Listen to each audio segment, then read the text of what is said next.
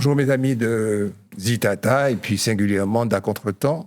Une émission très chargée où je vais essayer de parler le moins que possible. Et puis, rassurez-vous, je vous saluerai, je vous dirai bonjour après. Mais on va commencer, on va inverser les rôles. Daniel, on discutait lors de la dernière émission, après la dernière émission, et tu me faisais remarquer qu'un enfant, en France, on n'a pas les chiffres pour la Martinique, enfin, on va globaliser, est victime d'inceste, de viol ou d'agression sexuelle toutes les 3 minutes, ce qui fait un total de 175 000 victimes par an. Alors je t'ai dit, fais un édito sur ça. Alors, il faut avouer que tu as un peu ronchonné, mais finalement, tu te prêtes au jeu. Allez, on y va. Mais non, je ne ronchonne jamais. C'est pas dans ma nature. Je taquine. Allez, on y va. Oui, et tout le monde a entendu parler, parce que les médias s'en sont fait l'écho, du meurtre de la jeune Liana. Et à cette occasion, dans tous les médias, il est ressorti le chiffre que tu viens d'indiquer. Et aussi, je ne sais pas si vous avez été attentif à cela, le fait qu'on réclame une loi intégrale. Et cette notion de loi intégrale qui revient souvent, moi je me suis dit que ce serait peut-être intéressant de dire à ceux qui nous regardent de quoi il s'agit, en indiquant que l'Espagne, ça fait 20 ans qu'elle a adopté une telle loi.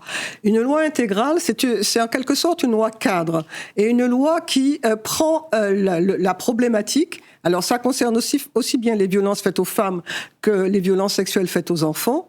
Et il s'agit d'avoir des grands axes d'orientation pour protéger, prévenir, sanctionner et réparer. Voilà. Et il s'avère qu'en France, il y a une proposition de loi transversale, c'est-à-dire avec des députés qui sont de plusieurs origines politiques, qui ont déposé une proposition de loi en décembre 2025 pour faire cette loi qui concerne le fonctionnement de la justice, la police, des nouvelles lois, comment accueillir les enfants, comment traiter les sujets. Et cette loi n'est pas inscrite au programme de l'Assemblée nationale. Et il y a eu le mérite, ce genre de manifestation, ont eu le mérite que même la présidente de l'Assemblée nationale a demandé au gouvernement de profiter de la session supplémentaire qui aura lieu en septembre pour inscrire cette loi.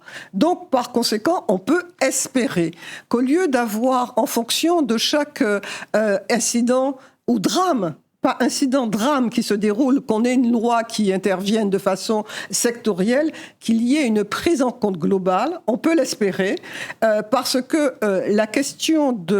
cette question-là, elle est vitale, parce qu'elle concerne tous ces enfants, et elle concerne aussi toute la population, parce que sont concernés tous les milieux sociaux, quel que soit le milieu, et donc c'est une nécessité pour la société tout entière de pouvoir répondre à cette question. Il restera, et ça c'est un autre débat, à comprendre les racines du mal, à savoir, il y a d'un côté les malades, les pervers qu'il faut soigner et réprimer, mais il y a également les pulsions de domination qui existent dans la société, et il faut savoir comment les prendre et les traiter. Tu feras beaucoup plus souvent les éditos. Jingle.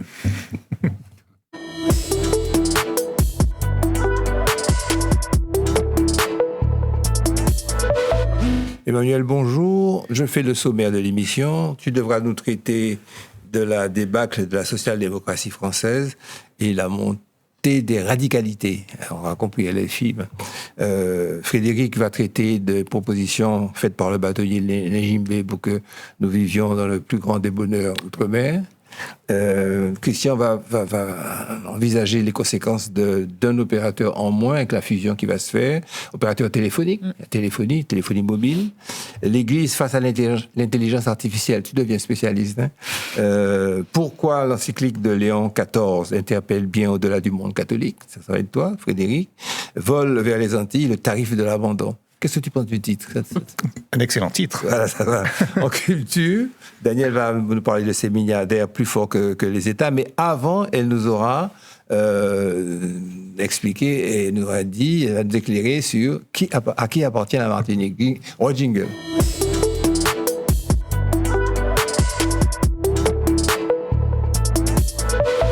À vous la parole, Madame le bâtonnier. À qui appartient la Martinique? Vaste question et vaste débat.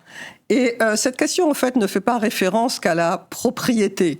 Ça a des références par rapport à toute une série de questions. Et Nous avons eu l'occasion de le dire, entre le début de la colonisation avec les concessions qui ont été attribuées aux colons, la libération, les esclavisés qui sont partis dans les mornes, les questions d'indivision qui se posent, les questions d'autonomie alimentaire, les questions d'environnement, les questions foncières, les questions de la terre en général en Martinique sont des questions prégnantes. Et d'ailleurs, les médias se font de plus en plus l'écho. Et il y a plusieurs façons d'aborder cette question, et une question revient souvent, qui est celle de en ce qui concerne la propriété de la terre, ce sont les Békés qui sont les plus grands propriétaires. Et alors, cette question mérite qu'on la creuse. Et s'il est exact que la propriété foncière a été détenue majoritairement, notamment les terres agricoles, les terres exploitables, les terres rentables, la réalité et l'évolution historique n'est plus la même. Et aujourd'hui, si on se réfère en tout cas à une étude qui a été faite par Michel Branchi, qui est un économiste et militant communiste, et également par Eddy Marajo, on considère que la part des Békés dans l'économie martiniquaise est actuellement de 11% et qu'elle est en diminution par rapport à 2009 où elle était de 18%. Et que par ailleurs, s'il y a un domaine dans lequel la part foncière est importante, c'est en ce qui concerne la culture de la banane. Mais en ce qui concerne les terres en général, ils ne sont propriétaires que de 3% de la propriété foncière. Et il faut dire que l'État, par le biais notamment des forêts, la collectivité qui est propriétaire à la fois de terrains, d'immeubles, d'ailleurs on entend parler qu'elle se défait de quelques joyaux de la couronne, et les EPCI. Et qu'est-ce que toutes ces questions nous amènent à nous poser ? Nous dire qu'il est urgent qu'il y ait une vraie étude pour pouvoir dire de façon scientifique qui est propriétaire de quoi, pour que nous ne partions pas dans des mythes, dans de l'imaginaire. Nous avons besoin d'outils, et tout ce qui existe à l'heure actuelle le permet. Les outils, que ce soit au niveau de la géomatique, que ce soit de l'intelligence artificielle, permettent de savoir, en toute transparence, accessible à toute la population, qui est propriétaire de quoi. Au début, tu demandais donc à qui appartient la Martinique. On pourrait ajouter que la Martinique appartient à ceux qui la travaillent, à ceux qui y habitent, à ceux qui font en sorte qui investissent, à ceux qui se projettent, à ceux qui considèrent que c'est une terre d'avenir. La Martinique ne doit pas être seulement considéré comme une série de statistiques de nombre de terres, mais comme un projet collectif. Et là, il y a encore beaucoup à faire. Ce que je crains, c'est que si nous disons certaines vérités, par exemple que les Békés représentent 11% du PIB, 8% de l'emploi, 17,3% de la surface agricole utile, 3,5% du territoire national, 3,5% du territoire national. Est-ce qu'on ne va pas être condamnés, nous, d'être des nègres sophistiqués et radiophoniques d'habitation ? Est-ce qu'on ne va pas se retrouver dans une situation où... Est-ce que dire la vérité ne deviendrait pas excessivement dangereux pour nous ? Dans la mesure où nous ajoutons qu'il faut mettre en place les outils de connaissance et les mettre à la portée de tous, non, on cesse d'être justement dans des suppositions pour dire à la population tout doit être transparent. Est-ce que si je dis, par exemple, je suis martiniquais, j'ai une partie de ma communauté qui a un savoir-faire, qui arrive à faire 11% du PIB, qui crée un pourcentage important de l'emploi, qui a des antécédents dans le savoir, dans la connaissance, dans la mise en valeur, est-ce que je dis qu'il faudrait peut-être me mettre d'accord avec eux pour faire un pays ? Enfin, si j'étais un véritable patriote, est-ce que je serais... outrancier ? Est-ce que je serais dangereux Non, parce que en même temps, ça nous permettra de voir que l'économie, il n'y a pas que la banane, que la grande distribution. Il y a également la téléphonie, Christian en parlera. Il y a également la santé. Il y a également les déchets. Et il y a des Martiniquais qui sont investis économiquement dans tous ces secteurs où les Békés ne sont pas. Donc l'économie n'est pas un domaine réservé. L'économie appartient à tous ceux qui sont prêts à mettre des capitaux, à mettre de leur temps et de leur énergie dans l'intérêt commun. Donc, je peux conclure en disant que la réalité martiniquaise est donc celle d'une économie à 3 pôles. Je vais lire, comme ça je ne vais pas dévier, partir dans des élucubrations. Un secteur public dominant, de grands groupes français et internationaux très présents, et un capital local, dont les groupes béquets constituent une composante importante, mais minoritaire à l'échelle de l'ensemble de l'économie. Est-ce que c'est exact? Oui. Est-ce qu'on n'a pas un béquet qui peut nous dire comme... Ah, mais Emmanuel, qu'est-ce que tu penses de cette analyse? Elle est Non, je pense que grossière? c'est le reflet de la réalité. C'est vrai que le chiffre des 11% détenus par les béquets en matière de PIB, c'est un chiffre qui surprend. Bon, c'est un chiffre qui a été donné par Michel Branchi et par Eddy Marajo, donc on ne peut pas les suspecter. Ça n'est pas les 90% qu'on entend souvent. On dit souvent que les béquets occupent une place relativement mineure dans l'économie, mais relativement majeure dans l'espace mental de nos compatriotes. Mais néanmoins, 11%, ça n'est pas beaucoup dans l'absolu, mais c'est beaucoup en regard du poids démographique que les béquets pèsent sur le territoire, puisqu'on prétend qu'il y a 1 à 2% de béquets sur le territoire, donc ça reste quand même un chiffre important. Donc Bon, je suis révolutionnaire, je veux faire la révolution, pas tellement faire la révolution sur des revanches, des choses comme ça, mais pour construire et bâtir un pays. Ben moi, je vais vers ceux qui sont si peu nombreux et qui produisent déjà 11%, et puis je leur dis, moi, tu coûtes même, on fait pays. Pendant que tu as la parole, la débâcle de la social-démocratie française et la montée des radicalités, mais c'est toi, Emmanuel, tu gardes la parole. Oui, c'est vrai que l'espace politique français, puisque c'est de ça qu'on parle, avec ses résonances chez nous en Martinique, a toujours été composé de ces fameux 3 blocs, la droite, le centre, la gauche, et puis avec des extrêmes qui s'étirent et qui se renforcent de chaque côté du sandwich, si je peux m'exprimer ainsi. Et ces 3 grands tiers ont façonné, ont structuré le débat politique depuis une 50aine d'années, avec longtemps une prédominance de l'espace central, donc plutôt la gauche socialiste, qui a rejoint le centre, on va dire, pour faire simple, avec notamment le Parti socialiste à l'époque de François Mitterrand, qui avait réussi à faire une grande alliance et qui avait pesé lourdement dans le débat public et qui avait composé une majorité. Et quelques décennies après, le poids de la social-démocratie incarnée par le Parti socialiste est réduite à peau de chagrin, puisqu'aux dernières élections, Anne Hidalgo a fait 1,5%. Donc c'est dire à quelle vitesse tout ça s'est effondré. Et dans le même temps, on voit se muscler dans les 2 bords, à la fois les extrêmes gauche et les extrêmes droites, qui se renforcent par des discours, alors variables d'un bord à l'autre, mais qui se caractérisent l'un et l'autre par de la radicalité. Donc ça, c'est le constat. Et pourquoi cet effondrement, finalement, de cet espace qui a quand même drivé le pays pendant des décennies?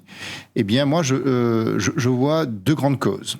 La première, elle est d'ordre culturel, et c'est, d'une certaine manière, c'est le péché originel de la social-démocratie que d'avoir inversé la logique économique et la logique sociale.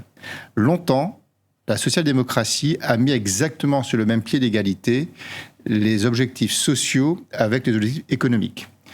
Et moi, c'est un avis, mais je vous le délivre comme je le pense. Je pense qu'en réalité, il y a eu là, à un moment donné, une erreur d'analyse. C'est l'erreur qui consiste à dire que l'un équivaut à l'autre, alors qu'en réalité, l'un dépend de l'autre. Et qu'il faut dire très clairement à ceux qui nous écoutent que le social, le progrès social, ne peut dépendre que du progrès économique, puisque c'est la matrice qui finance le progrès social. Et cette révolution intellectuelle, elle a pris du temps à se faire dans cet espace politique. Aujourd'hui, c'est donc le fameux conflit entre l'économie de l'offre et l'économie de la demande. Longtemps, la social-démocratie a plutôt privilégié une logique d'économie de la demande. Et en réalité, l'offre s'est affaissée et n'a pas pu financer le social. Et ça arrive à des insatisfactions qui se matérialisent par des expressions extrémistes. Donc aujourd'hui, remettre l'économie au centre du débat doit être le moyen premier pour réveiller les volontés sociales qui sont arrimées à la pensée politique de la social-démocratie. Ça, c'est la première chose. Et puis le deuxième facteur, c'est que cet effondrement de la social-démocratie s'est opéré à un moment donné où les réseaux sociaux se sont amplifiés, les guerres hybrides se sont amplifiées également, c'est-à-dire que les manifestations extérieures pour venir radicaliser les débats, pour pouvoir obtenir précisément des polarisations dans le champ politique, eh bien ça a desservi le champ politique et ça a affaibli considérablement ces partis qui finalement prônent la nuance. Et dans ces temps de polarisation par les réseaux sociaux, la nuance a été fortement attaquée et aujourd'hui a perdu du terrain. On ne pourra pas tout dire aujourd'hui, mais on va revenir, puisqu'avec les présidentielles, je suis en train de fourber mes armes pour vous, et on va s'y mettre à la rentrée, si vous voulez, septembre, on va commencer à avoir une séquence présidentielle. Alors, révisez vos copies, vos notes, vos fiches. Nos propositions pour réinventer l'égalité républicaine en Outre-mer, c'est le bâtonnier Lingibé, bâtonnier Kikuanais, qui a fait une... Je te laisse la parole. Oui, qui a émis 37 propositions. Tu n'es pas obligé de dire les 37, hein, tu choisis. J'allais le faire spontanément, Gérard, puisque il se base sur c'est un néologisme, l'illicitoyenneté. Oui, un petit peu, je me suis entraînée en écho à l'illibéralisme, qui est le fait pour l'illibéralisme, le fait de nier la démocratie à certains pays dit pourtant certains états de droit. Et l'illicitoyenneté, c'est le fait de dire qu'on est bien citoyen, donc il parle des zones ultramarines, de nous, mais en même temps, la mise en œuvre est entravée par un certain nombre d'obstacles. C'est ça l'illicitoyenneté. Une sorte de mélange entre illicite et citoyenneté. Il explique les deux raisons que nous connaissons assez bien. La première, c'est la précarité sociale et économique. Quand on a des situations et des seuils de pauvreté comme les nôtres, eh bien, on est plutôt dans des urgences sanitaires, d'éducation, de survie, plutôt que dans des prospectives juridiques et la conscience de défendre certains droits. Et aussi une certaine forme de défiance par rapport à la justice, qui est générale, mais qui est plus particulièrement, qu'on peut ressentir chez nous, par des scandales sanitaires, comme les sargasses, la chlordécone, et puis une sorte de détachement de la chose juridique et de la confiance. Un sondage le prouve, 58% des ultramarins estiment que la mécanique des décisions il est difficile de faire valoir ses droits. Donc, pour simplifier, au lieu de dire 37 propositions, on peut la synthétiser en quelques axes. Je vous en propose 5 rapidement. Le premier axe, c'est supprimer la distinction entre le fameux article 73 et l'article 74, au motif que ça crée des frictions, des inégalités, un manque de lisibilité, et qui serait peut-être plus judicieux. Par exemple, c'est le rapport du sénateur Magra de 2020, il serait plus judicieux, par exemple, de créer une loi organique pour chaque territoire, en phase avec nos réalités et complètement ancrée dans notre systémique. L'axe 2, c'est la gouvernance de l'État. Ce serait bien sûr de garder notre ministère des Outre-mer, mais qui est un ministère de plein droit, cette fois-ci, et qu'il y ait également des bassins guyanais, martiniquais, guadeloupéens, qui puissent être des relais opérationnels pour que les ministères ne prennent pas des décisions hors sol et est une vision. L'axe 3, c'est le langage institutionnel, c'est le fait de dire hexagone et non métropole. Ça, c'est réglé, mais rapidement, d'intégrer l'histoire coloniale au cours de magistrature, au cours d'avocature. Oui. L'axe 4, l'accès au droit et l'aide juridictionnelle, on le sait, on a un plafond de 1 504 € en général, c'est jusqu'à 1 049 € de revenus pour avoir l'aide juridictionnelle totale. Or, avec nos coûts et notre vie chère, je crois que ces seuils doivent être abaissés, c'est ce qu'ils expliquent. L'axe 5, c'est la formation. Encore une fois, formation. Par exemple, qu'il y ait des concours d'huissiers qui puissent se passer sur le territoire et d'autres concours liés au bon fonctionnement du poumon judiciaire. Et pour finir, l'exercice des talents et l'institution juridique de plein droit qui soit exercée par exemple à Mayotte. Il explique très bien, de façon très claire, qu'il y a des sujets juridiques qui sont très spécifiques à certaines zones ultramarines et que par conséquent, tout en étant bien sûr attaché à la France, il devrait y avoir des institutions de plein droit. Finalement, il nous décrit, il a un discours à mon sens autonomiste, à mon sens, qui n'est pas indépendantiste, qui n'est pas détaché des réalités, mais qui dit que pour que la France puisse faire France, et pour qu'on puisse faire France, il faut qu'elle s'adapte, et il faut qu'elle soit une adaptation saine et sensible à chacun des territoires, et ainsi nous ferons encore mieux France. Voulez-vous m'aider, me dire si le sujet d'après, c'est bien Frédéric qui le traite, ou c'est l'un d'entre vous? C'est moi. Alors, en conclusion de ce non, que... c'est Christian. Ah, ouais. C'est Christian, l'opérateur. À l'opérateur, oui. J'ai l'impression que nous sommes des élèves en retard, c'est-à-dire qu'on a été esclavagisés, c'est toujours... Esclavisés. On était esclaves, moi je disais esclaves, mais on a compliqué les choses. On n'avait pas demandé, mais ensuite on a été affranchis, ça s'est passé qu'à un cas, puis ensuite on a été département, ça a pris à peu près 50 ans, près d'un siècle pour appliquer réellement la départementalisation. Ensuite, maintenant, quand elle a été appliquée, on se retrouve dans un système où on est complètement assisté avec des masses d'argent qui correspondent d'ailleurs à notre niveau de pauvreté, notre niveau de différenciation avec la France. C'est normal, on n'a plus de pognon parce qu'on est plus pauvre, qu'on a plus d'enfants et qu'on a plus de logements, donc on touche plus d'argent. Et puis maintenant, on se retrouve avec un mot qui fait mal à certains, mais je vais l'utiliser, avec un modèle économique qui effectivement permet de vivoter.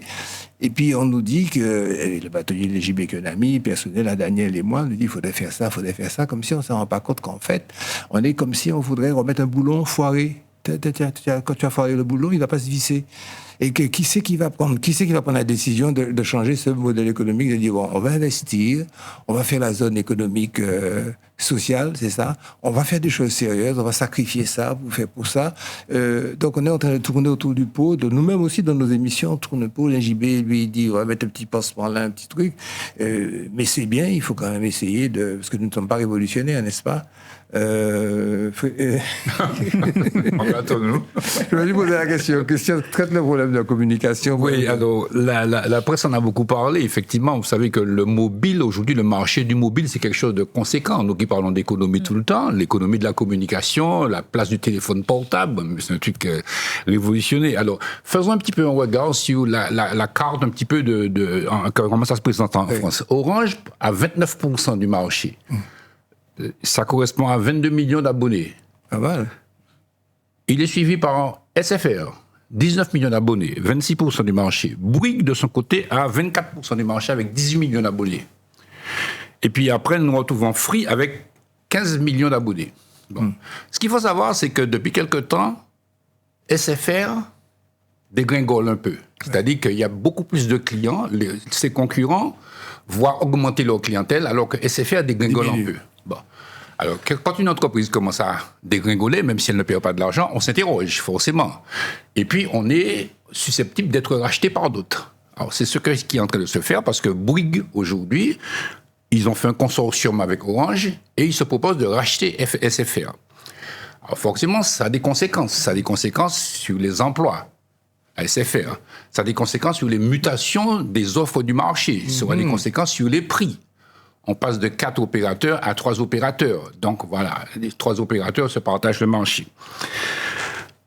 Donc aujourd'hui, alors ce qui se passe aussi, c'est que tout ça c'est intentionnel. C'est-à-dire qu'il y a déjà un accord qui est signé, mais il y a une autorité de régulation qui doit se prononcer. Et rien ne dit que ça va se faire. Voilà, en tout cas, si ça se fait, Orange va récupérer 5 millions d'abonnés de SFR. Oui. Bouygues va récupérer 6 millions d'abonnés et puis le reste, ils vont se partager le reste. Donc, ils ont voulu tout de même, au stade actuel, s'assurer quand même comment dire, assurer qu'il n'y ait pas des conséquences négatives pour les clients. Oui. C'est ainsi qu'on dit que tous les clients vont conserver leur numéro. Vous voyez ?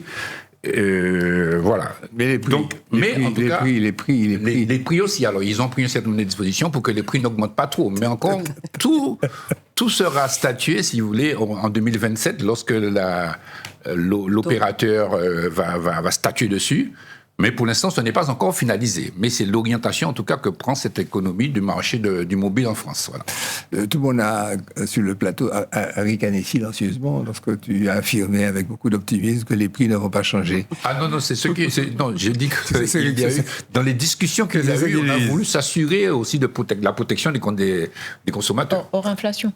Ouais. Comme je le disais tout à l'heure, Frédéric devient spécialiste de l'encyclique de Léon XIV. Tu m'en fais spécialiste. Qui interpelle bien au-delà du monde catholique. Oui, voilà. Donc, c'est une encyclique. Donc, déjà, une encyclique, ce n'est pas un dogme.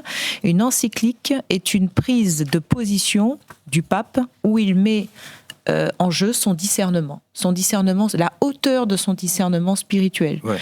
Il s'appelle Léon XIV, il a choisi de s'appeler Léon XIV dans la succession de Léon XIII, qui lui-même avait rédigé une encyclique révolutionnaire, si je puis dire, sur la révolution industrielle en 1891, Rerum Novarum, c'est-à-dire les choses nouvelles, les questions nouvelles. En fait, l'Église s'interroge sur les sujets de société. Et on ne peut pas parler de cette encyclique juste en la décrivant, et je vous invite à la lire, c'est 50 pages, mais tout à fait accessible, tout à fait lisible, tout à fait clair et limpide. On ne peut pas parler d'encyclique ou de doctrine sociale sans expliquer ce que c'est, et c'est par l'explication de ce que c'est que je vais aborder, si vous le voulez bien, le prisme de l'intelligence artificielle, qui est le sujet, on va dire, central du pape. C'est pas l'intelligence artificielle, l'usage de l'intelligence artificielle. La doctrine sociale de l'Église, qu'est-ce que c'est ? C'est le fait de dire, on ne se mêle plus de politique. On a bien compris que ce n'était pas notre rôle.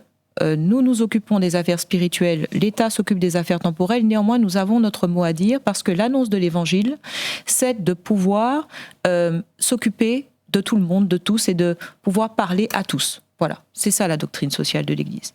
Et elle s'appuie sur 3 principes. C'est que l'homme est à l'image de Dieu. Deuxième principe, il y a une égale dignité entre tout un chacun, entre chacun de nous, de égale dignité de tous les êtres. Et enfin, les droits de l'homme n'ont pas simplement une valeur, ils ont une valeur suprême. C'est le sommet de la pyramide, ce sont les droits de l'homme. Et quels sont les principes de la doctrine sociale ? Et ce n'est pas d'aujourd'hui, et elle ne date pas de l'encyclique, mais le pape, en fait, dans son écrit, ne cesse d'y revenir. Donc, il pose vraiment l'intelligence artificielle au creuset des principes que je vais vous énoncer très succinctement et très pauvrement. Le premier, c'est le principe de bien commun. Le principe de bien commun fait partie de la doctrine sociale de l'Église. Ça veut dire que des choses nous appartiennent. Bon, pas nos maisons, mais les biens communs, les biens collectifs, l'eau, etc., ça appartient à l'humanité. Or, ce qu'il explique, c'est que aujourd'hui, l'intelligence artificielle appartient à quelques souverainetés, qu'on le veuille ou non, américaines, chinoises, en tout cas. Il parle bien de technocratie technologique. Deuxième principe, la destination universelle des biens. Aujourd'hui, on le voit bien. Tu en parles souvent à juste titre en faisant des comparatifs. Il y a l'intelligence artificielle payante. Je dis l'intelligence artificielle pour aller vite. L'intelligence artificielle payante et l'intelligence artificielle gratuite, on sait bien qu'on n'a pas nécessairement les mêmes résultats. Donc, d'une façon ou d'une autre, on a un fractionnement dans l'offre à cette intelligence et à ce bien. Il y a aussi le principe qu'on appelle le principe dit de subsidiarité. C'est-à-dire que dans la doctrine sociale de l'Église, si par exemple Christian travaille pour moi et avec moi et qu'il a des tâches, je ne suis pas en droit de prendre ces tâches. Je n'ai pas le droit de faire ça. Je dois lui laisser son rôle, sa mission et sa dignité. Là encore, on voit bien que dans la substitution de l'intelligence artificielle avec les emplois, il y a comme un malaise. Le principe dit de solidarité. L'intelligence artificielle ne peut se développer sans la prééminence d'un algorithme. Or, cet algorithme, en fait, il ne se crée pas si facilement que ça. Des personnes, des Kenyans par exemple, on connaît cet exemple, regardent toute la journée des viols, des violences, quel que soit à des âges. Enfin, des personnes assez jeunes, mais bon, on n'est jamais assez jeune ou vieux pour voir des violences. Et toute la journée, ils voient des vidéos pour pouvoir reparamétrer et ce qu'on appelle modérer l'IA. D'accord ? Et donc, ils se farcissent des images d'une violence extraordinaire pour que l'IA puisse savoir qu'elle doit bloquer ce genre d'image. Donc là encore, on n'est pas du tout dans un principe de solidarité, ou quand on licencie parce que on a l'intelligence artificielle par facilité à bout de bras, on a également une tendance, l'Organisation internationale du travail le corrobore, à licencier sans chercher d'autres solutions. Et enfin, le principe dit de justice sociale, eh bien tout ce que je vous ai énuméré crée, et c'est là où il tire la sonnette d'alarme, tout particulièrement le pape, ça va créer de l'injustice sociale, et c'est cette injustice sociale contre laquelle le pape s'insurge, et il explique que l'intelligence artificielle permettra de grandes avancées, qu'elle n'est ni bonne ni mauvaise, même si elle n'est pas neutre et aux mains de certaines souverainetés et plus des États et d'acteurs privés aujourd'hui, ce qui accroît cette injustice sociale. Néanmoins, pour qu'il y ait, et il le dit, une civilisation de l'amour digne entre les nations, il ne faut pas créer une nouvelle tour de Babel, à savoir une tour fondée sur l'ego et les intérêts particuliers, mais de pouvoir comprendre et de rebâtir les murailles de Jérusalem, c'est-à-dire se sentir vulnérable, se sentir humble, savoir que nous pouvons être aidés par tout un chacun, et il en appelle également à l'aide de l'Organisation des Nations Unies et des organisations internationales pour réguler, encadrer et avoir une vigilance là-dessus. Vous ne trouvez pas qu'elle a bien traité ce sujet ? Vous avez tout compris ? Très bien. Bien sûr. Merci. Est-ce que ça ne vous a pas frappé le retrait de la version améliorée d'Anthropique de Claude ? Donc une version très avancée que j'ai utilisée, puis brusquement elle a disparu, puis j'ai appris après que, alors j'allais me plaindre, on m'a dit ouais, j'en ai pas pour mon argent, puis après j'ai appris que c'est le ministre de l'économie ou bien des affaires des États-Unis qui a décidé d'enlever pour des raisons de sécurité nationale. Non, mais c'est une pénalisation, c'est parce qu'ils avaient Anthropique a refusé que le gouvernement des États-Unis utilise ces données pour dans le domaine de la guerre, pour des questions militaires. Donc en fait c'est un retour de bâton. Jingle.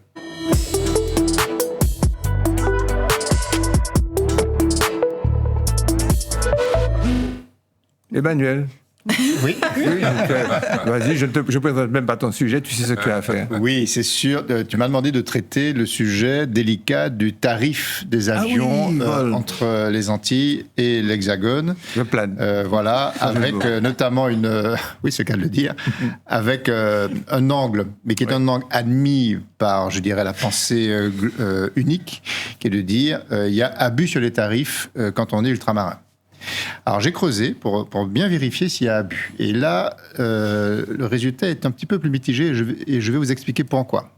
Parce qu'en vérité, effectivement, nous, quand on paye un billet d'avion, on le paye a priori très cher aujourd'hui. Il y a une inflation qui s'est accélérée depuis notamment les conflits en Ukraine avec les développements sur l'impact sur les carburants. Mais quand on regarde, et il y a une étude qui a été faite, notamment, et qui a été validée par des enquêtes parlementaires, quand on regarde le prix au kilomètre des prix des billets d'avion Antilles-France comparé à des destinations vers l'Amérique du Nord ou vers d'autres moyens courriers internationaux, eh bien, figurez-vous que nous avons le prix au kilomètre le moins cher. Alors ça m'a un peu surpris. J'ai dit comment ça se fait ? Alors très clairement, hein, le réseau Drôme, c'est 4,8 centimes d'euros par kilomètre, alors qu'Amérique du Nord, c'est 7 centimes. Et quand on va dans les destinations internationales, on est à 9 centimes, à 8 centimes. Et en fait, la réalité, elle est très simple. Pour bien comprendre pourquoi on a le sentiment de payer nos billets d'avion très cher. Pour deux raisons. La première, c'est la saisonnalité. Parce qu'en fait, une compagnie aérienne rentabilise son avion sur quelques mois et donc finalement on ne subventionne pas toute l'année. Vous voyez ce que je veux dire ? Alors qu'une compagnie internationale a une régularité de trafic du 1er janvier au 31 décembre. Donc déjà là, l'effort, la rentabilité de la compagnie se fait sur 4 mois, 5 mois et non sur 12 mois. Donc forcément, ça renforce le pic du coût sur quelques mois. Et puis le deuxième phénomène qui est tout à fait intéressant à noter, c'est que c'est dans le mix de clientèle dans les avions, vous avez traditionnellement dans les grandes destinations mondiales un mix très équilibré entre les classes dites affaires ou première classe avec les classes économiques. Alors que nous sommes une clientèle plutôt affinitaire ou plutôt touristique qui cherche plutôt le prix. Et donc, dans un avion, vous avez 90% de places économiques qui ne sont et vous n'avez très peu de places affaires. Or, ce sont les classes affaires qui subventionnent le prix des classes économiques. Donc, quand on a compris ça, on comprend pourquoi les populations moyennes que nous sommes, dès lors qu'elles prennent l'avion, elles paient le prix fort, puisque ce prix n'est pas subventionné ni par la bonne saisonnalité, ni par les classes affaires. Voilà une réalité. Donc, tout ça pour vous dire qu'il y a quand même un cadre économique qui permet de comprendre pourquoi les prix sont chers. Et ça me permet de dire, attention à ne pas trop stigmatiser les compagnies, parce que ce n'est pas de leur faute, fondamentalement. C'est une situation un peu structurée qu'elles subissent. Et l'abus n'est pas fondamentalement dans l'exploitation des compagnies qui, elles subissent un champ de contraintes qui se traduit par ce sentiment de cherté que nous subissons.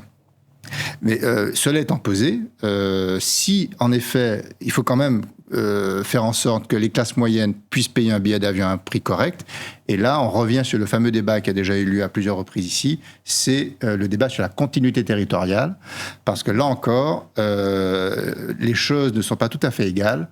Quand on regarde par exemple la Corse, il y a une contribution de 257 € d'aide publique par habitant. Quand on regarde l'Espagne avec les Canaries, il y a une aide publique de 223 € par habitant sur le billet d'avion. Le Portugal et les Açores, 34 € et nous, 16 €. Donc c'est bien là, si on veut en effet que les classes moyennes que nous sommes puissent voyager à un prix plus bas, eh bien il faut remonter cette contribution de la continuité territoriale au moins à un niveau équivalent à ce que fait la Corse, puisque nous sommes en France, jusqu'à preuve du contraire.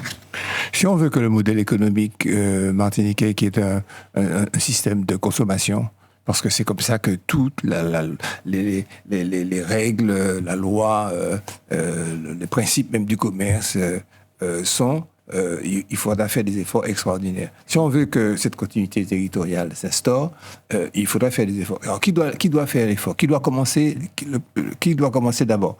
Est-ce que c'est la classe politique divisée et intéressée par tout à fait autre chose que de réellement travailler sur un changement, un véritable changement de fond, avec pour cela suffisamment de poids au niveau de la population, l'adhésion de la population à une politique. Alors, il y a du travail à ce niveau-là pour arriver à ce résultat. Est-ce que là, maintenant, il faut laisser les compagnies utiliser les critères normaux de rentabilité, ou est-ce qu'il faut demander aux énarques dont nous payons les salaires et les traitements très chers des différents ministères de plancher sur une forme de continuité, laisser, pas nationaliser les compagnies, non.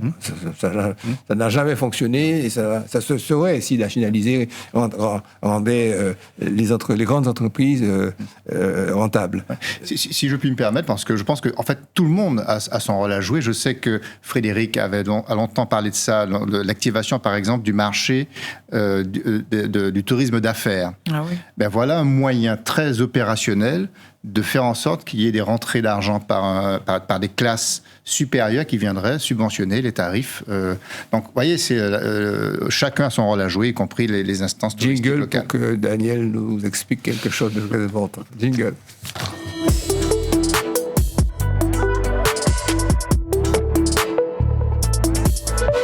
Ces milliardaires plus forts que les États, c'est un livre de Madame Christine Kerdelan. À toi. Oui, alors je ne vous cache pas que la presse s'est fait l'écho du fait que les sociétés d'Elon Musk étaient cotées en bourse à des chiffres tellement vertigineux que tout le monde s'y perd entre les trilliards, on ne sait plus comment dire. Et moi, j'ai pensé à ce livre que j'avais dans ma bibliothèque, ces milliardaires plus forts que les États, parce que Elon Musk était la démonstration de cette affirmation. Et dans cet ouvrage, il est question de 6 Américains Américains qui en fait dirigent le monde. Donc il y a Elon Musk avec ses sociétés. Et je voudrais prendre 2 exemples. Lorsqu'on parle de la guerre en Ukraine, on a l'impression, enfin pour ceux qui écoutent ou bien qui sont formés aux méthodes traditionnelles, que pour mettre fin à la guerre, c'est le rapport de force sur le terrain, c'est le soutien de telle ou telle puissance. Et en fait, la réalité du terrain montre que Elon Musk peut, par Starlink, en privant ou en permettant l'accès à Internet, faire en sorte que le cours de la guerre puisse s'infléchir. Donc, c'est bien que quelqu'un qui est plus fort que les États. Lorsqu'on voit avec ce qu'il fait sur la conquête de l'espace, on arrive à ce résultat extraordinaire que c'est la NASA qui finance et que c'est la société d'Elon Musk qui, elle, a la maîtrise et a la direction du programme spatial américain. Si on prend l'exemple de Bill Gates qui est Microsoft, mais avec sa fondation qui s'occupe en matière de santé. À l'heure actuelle, Bill Gates est le 2e contributeur à l'OMS. On peut même dire que c'est le patron de l'OMS. Il finance plus que la Chine, plus que la France. Et en ce qui concerne les vaccins, les politiques de vaccins, savoir quel type de vaccin développer, à quel pays privilégier, etc., c'est lui qui aura une voix prépondérante parce que c'est lui qui finance davantage. Lorsqu'on prend Zuckerberg, au niveau des données, à l'heure actuelle, ces sociétés ont 3 milliards de données. Or, les données sont devenues un matériau qui est absolument essentiel pour le fonctionnement de la société. Donc, ça veut dire que... Alors, on prendra Jeff Bezos et Amazon, on prendra aussi Google... Donc, la réalité, c'est déjà ça. Et quels sont les risques ? Les risques, c'est le risque pour la démocratie, parce que tous ces dirigeants, ils ne sont pas élus. Ils décident tout seuls, ils sont pas soumis au vote et à la sanction du vote. Ils peuvent influencer via, par exemple, les réseaux sociaux. Donc, risque pour la démocratie, risque pour la santé mentale. On a vu pour les ados ce qu'elle peut advenir. Alors, on peut se poser la question, qu'est-ce qu'il est possible de faire ? Il y a le dernier chapitre de cet ouvrage donne un exemple entre la régulation, la réglementation et, en fait, la prise de conscience et la nécessité d'agir collectivement pour les États. Et on se dit, je ne vous cache pas que ça va être difficile. Parce que quand on voit... Alors, il y a des exemples où la cohésion et la solidarité des États a pu faire échec à ces hommes-là. Par exemple, Zuckerberg, quand il a voulu créer une monnaie qui soit une monnaie Facebook. Et donc, il y a eu une réaction et ça n'a pas pu se faire. Donc, c'est possible. Mais moi, je crois qu'aussi, il y a une vigilance à avoir et à ne pas baisser la garde. Tu m'as fait peur, mais ta conclusion m'a rassuré. Jingle, musique.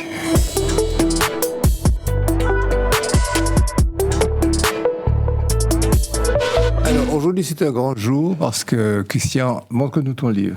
Christian est entré dans la liste, les rangs de grands écrivains. On avait Emmanuel. Par la taille. On avait maintenant Christian qui nous a concocté dans les coulisses de la musique en Martinique et en Guyane. Je te laisse la parole.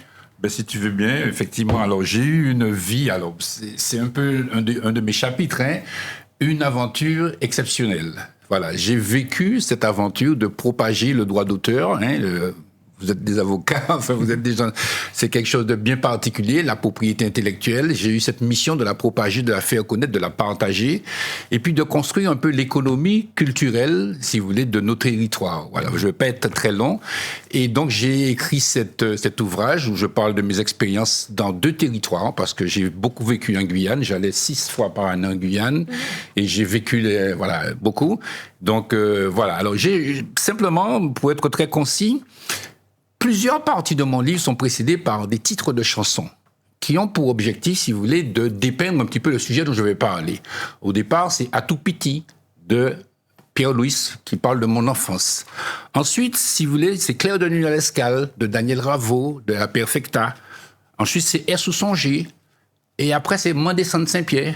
Je vous propose de descendre à Saint-Pierre, puisqu'on va écouter Léonard Gabriel, Léonard Martin, pardonnez-moi, à travers cette belle biguine, Moi descendre Saint-Pierre. D'accord. Moi pas trouvé de bonne, moi trouvé belle femme, moi fait contre bonne boy. Moi descendre Saint-Pierre pour chercher de bonne. Au lieu du de bonne, moi trouvé belle femme, moi mène monter. Moi ici où femme Saint-Pierre, moi ici où femme Saint-Pierre, moi ici où femme Saint-Pierre. Yo kaba moi commandé toujours. Moi ici où femme Saint-Pierre, moi ici où femme Saint-Pierre, moi ici où femme Saint-Pierre. Moi qui monte pour yo où staller moi.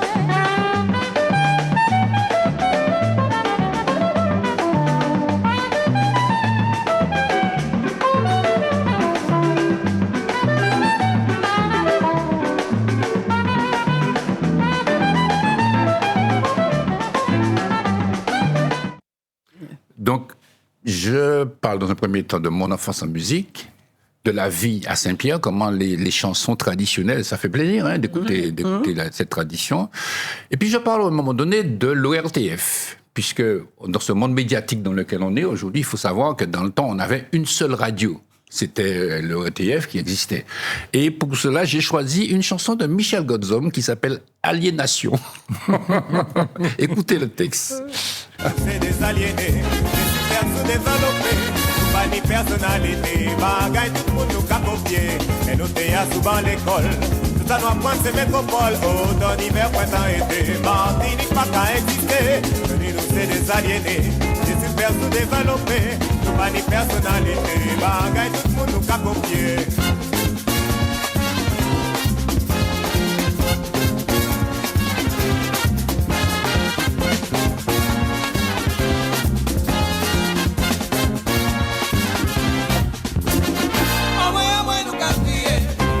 Pays à monter, pas sous la tête ou pas sous les Martinique est levé, veuillez pays à monter. Voilà, les années 70, La Perfecta, c'est un titre qui était très intéressant. Alors, Michel Godzom est arrivé à La Perfecta, Bourg-Rivière Pilote, il avait déjà des idées un petit peu, si vous voulez, pour le moins, très analytiques de notre situation. Voilà, alors je continue un petit peu parce que, si vous voulez, je parle de l'époque des balles. Dans mon livre, je parle des balles des clubs de football. Vous savez qu'il y avait le bal du Golden Star, le bal du club colonial, le bal du club péléen. C'était des choses extraordinaires. Et donc, j'ai choisi un titre de Guadeloupéen de Casimir Létang. Oui. Écoutez. Allons danser, mademoiselle. Allons danser, ohé. Allons danser, mademoiselle. Allons danser. Allons danser, mademoiselle. Allons danser. Allons danser, mademoiselle, allons danser. Car toute la semaine, on a bien travaillé. Et puis il y a le patron qui ne fait que crier. Faites ceci, faites cela, durant toute la journée. Allons danser, mademoiselle, allons danser, ohé. Alors, je redis, ce sont quelques titres que j'ai choisis pour illustrer cet ouvrage que j'ai fait qui raconte le passé, qui raconte aussi, qui parle du présent, mais aussi qui se projette dans l'avenir, puisque mon dernier chapitre, si vous voulez, c'est l'avenir, quoi. C'est, voilà, la transmission et l'avenir. Voilà. On va continuer avec, alors, quand je suis arrivé à la SACEM, j'ai découvert le monde de la propriété intellectuelle. J'ai découvert les sociétés d'auteurs, j'ai découvert l'économie culturelle. Et j'ai choisi d'illustrer ça parce que j'ai eu beaucoup de passion par un titre de Joël Jacoulet et de Jocelyne Béroir, En lumière. Puisque c'est une lumière qui m'a éclairé un petit peu pour pouvoir partager cela. Intéressant.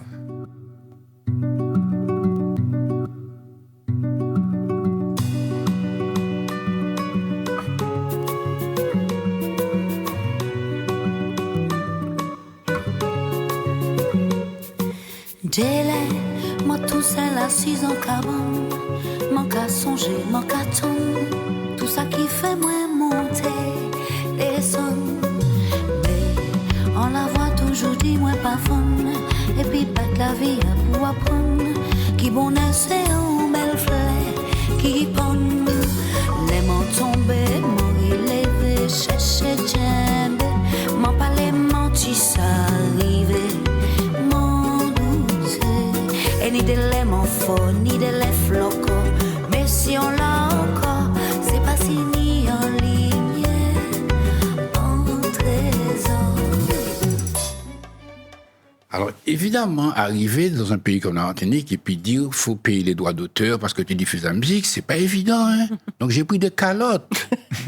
Vous comprenez? Je me suis heurté, enfin bref, j'explique dans mon livre aussi, même des institutions publiques, j'ai eu des difficultés, surtout quand on est nègre ou pas blanc, enfin, je veux dire, excusez-moi, ça, bon. Et donc, j'ai illustré ça par... Il y a des nègres blancs. Ouais. J'ai illustré, si vous voulez, cela par une chanson de Kali, Mon là-haut, mon là-haut. Mon là-haut, mon Dieu. Écoutons. Cavire monter, vampire la montagne là. Moi cavire aller chercher de l'eau la vie. Répondez. Mon là-haut, mon là-haut, mon là-haut, mon Dieu. Mon là-haut, on nous monter mon là. Mon là-haut, mon là-haut, mon Dieu. Mon là-haut, on nous monter mon là. Nous toutes nous qu'à monter mon navire. Y'en a l'autre pour tomber, ensemble nous qu'ériver. Même si la pluie tombait, même si le soleil chauffait. Bon, alors, là aussi, le prochain morceau, c'est Sakita là. Parce que si vous voulez, j'ai été aussi confronté à beaucoup de directeurs qui venaient. Il y en avait qui étaient sympathiques, il y en avait qui n'étaient pas sympathiques. Alors voilà, il y en a qui arrivaient, m'ont dit Sakita là. Voilà. Ça, c'est José Nuit, toujours. Kassav.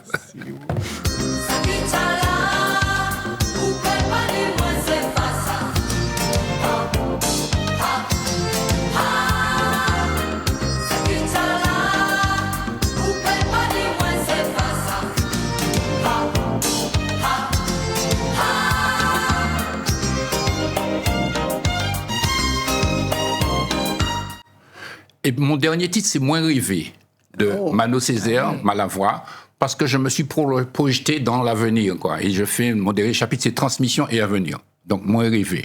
Super.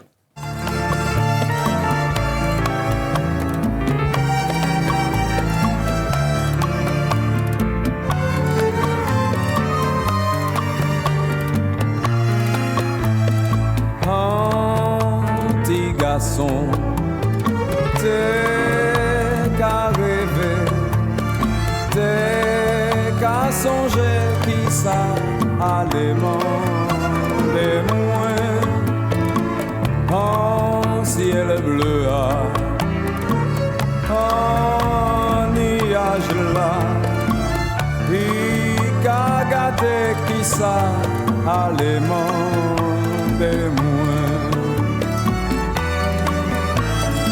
En belles oiseaux, qu'a volé, comme un messager pour annoncer la paix dans le monde entier.